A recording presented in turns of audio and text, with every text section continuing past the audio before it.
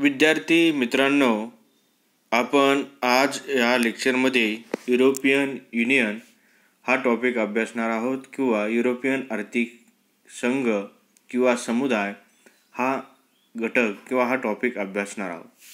विद्यार्थी मित्रांनो, दुसऱ्या महायुद्धाच्या काळामध्ये जी काही अर्थव्यवस्था विस्कळीत झालेली होती किंवा जागतिक अर्थव्यवस्था विस्कळीत झाली होती, त्या अर्थव्यवस्थेची पुनर्रचना करण्यासाठी जगामधील अनेक देशांनी एकत्रित येऊन ज्या काही विविध संस्था स्थापन केलेल्या होत्या, या विविध संस्थांपैकी एक महत्त्वाची संस्था म्हणजे युरोपियन आर्थिक समुदाय किंवा युरोपियन युनियन होय. विद्यार्थी मित्रांनो, युरोपियन आर्थिक समुदायाची जी काय स्थापना आहे, ही स्थापना 1957 मध्ये इटलीमधील जे काही रोम शहर आहे, या रोम शहरामध्ये जो काही करार झाला होता, या करारानुसार 1 जानेवारी 1958 करण्यात आलेली आहे. विद्यार्थी मित्रांनो, स्थापनेच्या वेळी युरोपियन युनियनचे बेल्जियम, फ्रान्स, संयुक्त जर्मनी, इटली, लक्झेंबर्ग आणि नेदरलँड हे प्रमुख 6 देश प्रतिनिधी होते.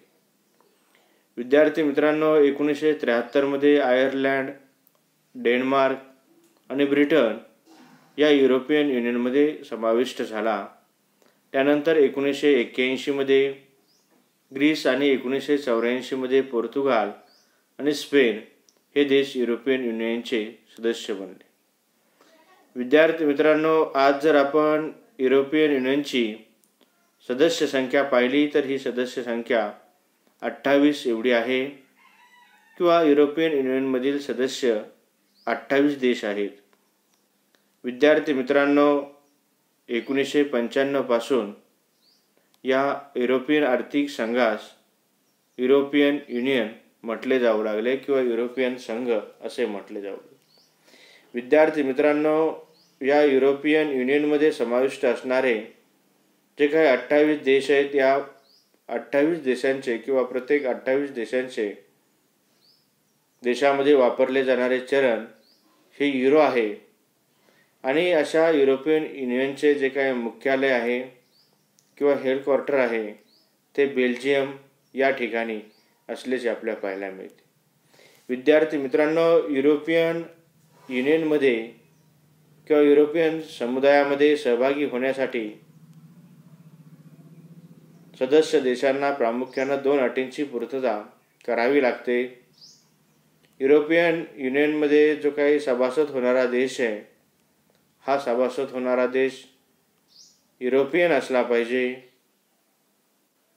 त्याचबरोबर जो देश सहभागी होणार आहे किंवा सदस्य बनणार आहे, तो सदस्य बनणारा देश प्रामुख्याने लोकशाही स्वरूपाचा असला पाहिजे. विद्यार्थी मित्रांनो, युरोपियन युनियनचा जर आपण या युरोपियन युनियनचा जर आपण उद्दिष्ट पाहिले तर आपल्या लक्षामध्ये येईल की युरोपियन युनियन हे समुदायाच्या अंतर्गत व्यवहारातील जे काही जकाती असतात, कोटा असतात, यासारखे जे काही अडथळे असतात, हे अडथळे दूर करते किंवा करण्यासाठी प्रामुख्याने युरोपियन युनियनची स्थापना झाली. विद्यार्थी मित्रांनो, त्यासाठी आयात कर असेल, निर्यात कर असेल, कोटा असेल, ही ठरवण्याची जी काही पद्धत आहे, ही पद्धत रद्द करण्यासाठी युरोपियन युनियनची स्थापना झाली. विद्यार्थी मित्रांनो, युरोपियन युनियनमधील सभासद देशांच्या आंतरराष्ट्रीय आणि समुदायांतर्गत व्यापारामधील जकाती रद्द करण्यासाठी युरोपियन युनियनची स्थापना झाली. युरोपियन समुदायाच्या बाहेरील देशांच्या संदर्भामधील जे काही प्रशुल्क असतील, जकाती असतील, यासाठी एकच आणि समान धोरण अंमलात आणण्यासाठी युरोपियन युनियनची स्थापना झाली आहे किंवा युरोपियन युनियनचे उद्दिष्ट. विद्यार्थी मित्रांनो, जगामध्ये आयात व्यापारावरती पूर्वी असणाऱ्या ज्या जकाती होत्या त्या जकाती दूर करण्याच्या उद्देशाने किंवा ते उद्दिष्ट डोळ्यासमोर ठेवून त्या दूर करण्यासाठीचे उपाययोजना करण्यासाठी युरोपियन युनियनची स्थापना झालेली आहे. विद्यार्थी मित्रांनो, युरोपियन समुदायामधील व्यक्ती, सेवा, वस्तू, भांडवल इत्यादींना विना अट आणि विना निर्बंध प्रवेश देण्यात येण्यासाठी युरोपियन युनियनची स्थापना झालेली आहे.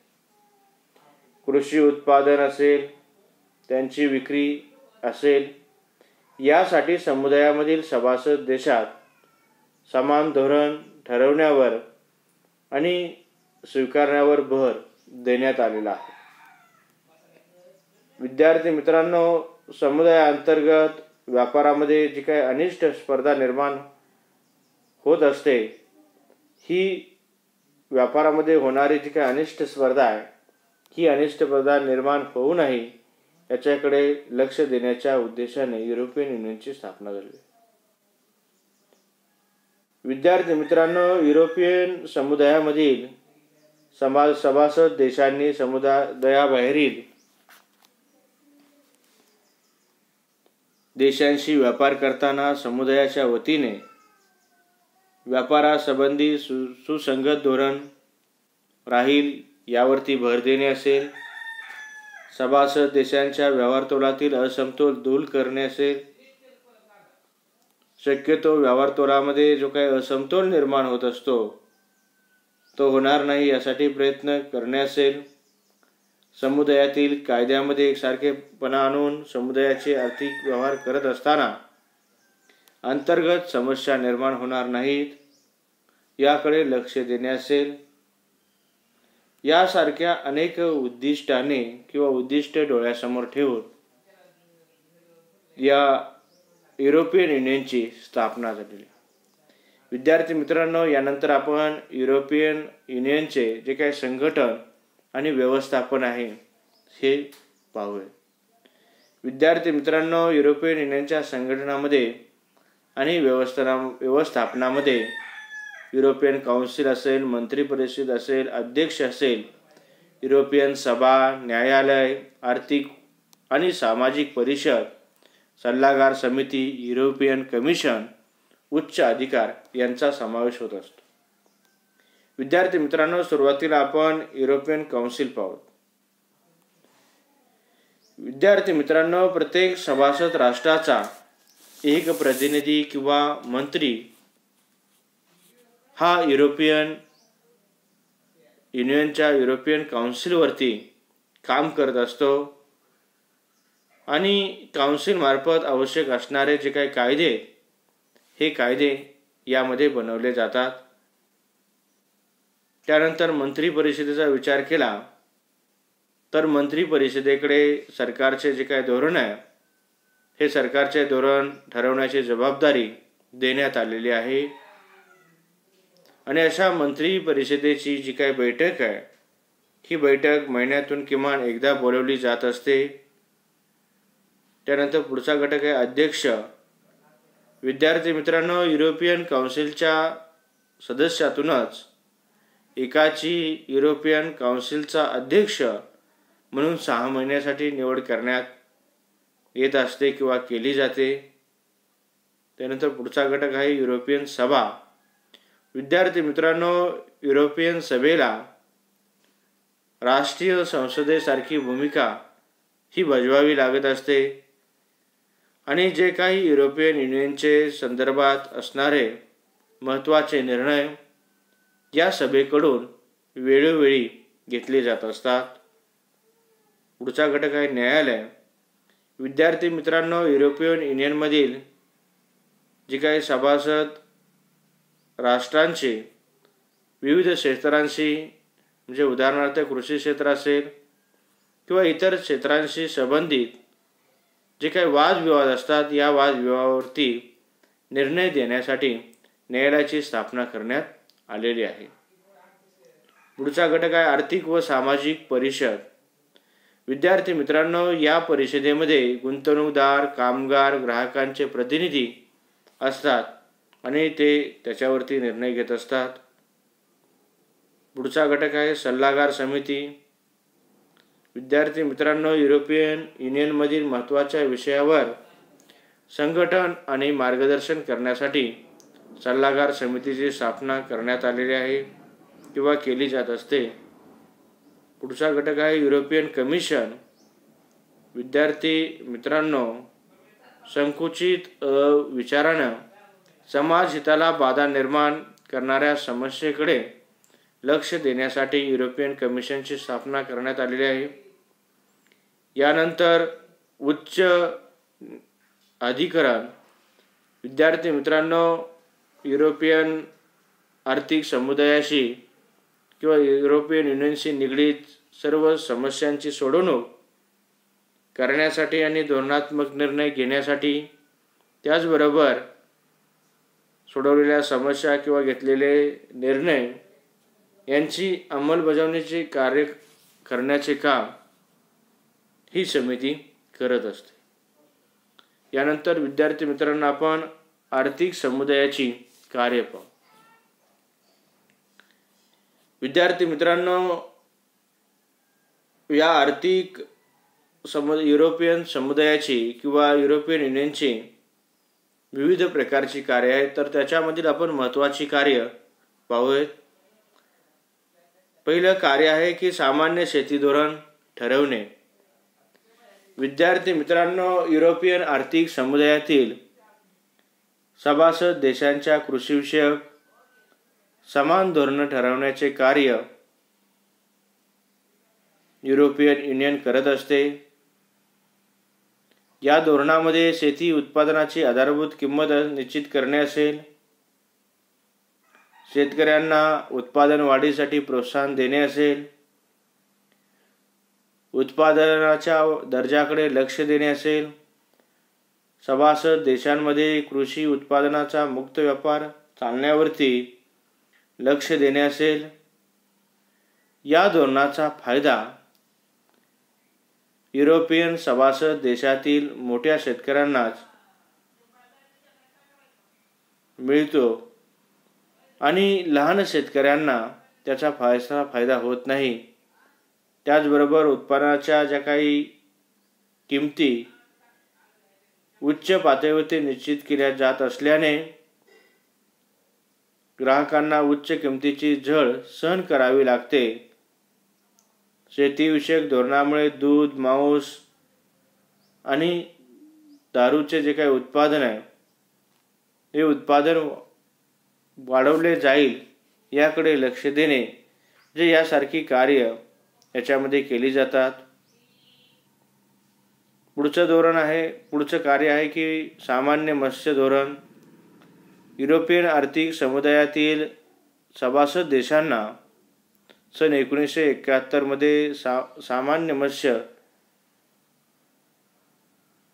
धोरणाची अंमलबजावणी करण्याची संमती युरोपियन युनियनने दिलेली आहे.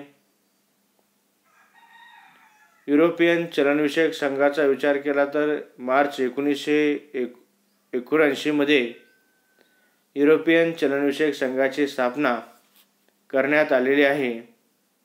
या संघाचे कार्य विनिमय दर यंत्रणेमार्फत देशातील चलनाच्या विनिमय दर आणि व्याजदरावरती नियंत्रण ठेवले जात असते. सभासद देशामध्ये असलेल्या चलनाचे एकत्रीकरण एकसारखे करण्याचे काम युरोपियन युनियन करत असते. पुढचा घटक आहे युरोपियन चलन सहकार्य निधी. विद्यार्थी मित्रांनो, या कायद्यान्वये किंवा या कायद्याअंतर्गत देशाच्या मध्यवर्ती बँकेकडून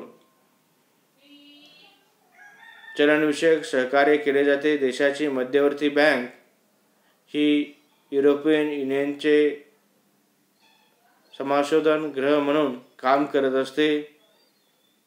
पुढचा घटक आहे युरोपियन गुंतवणूक बँक. विद्यार्थी मित्रांनो, युरोपियन आर्थिक समुदायातील देशाच्या मागासलेल्या भागाचा विकास करण्यासाठी युरोपियन गुंतवणूक बँकेची स्थापना करण्यात आलेली आहे। ही युरोपियन गुंतवणूक बँक मागासलेल्या भागाच्या विकासासाठी कर्जपुरवठा करत असते। पुढचा घटक आहे युरोपियन सामाजिक निधी। विद्यार्थी मित्रांनो, युरोपियन आर्थिक समुदायाच्या धोरणानुसार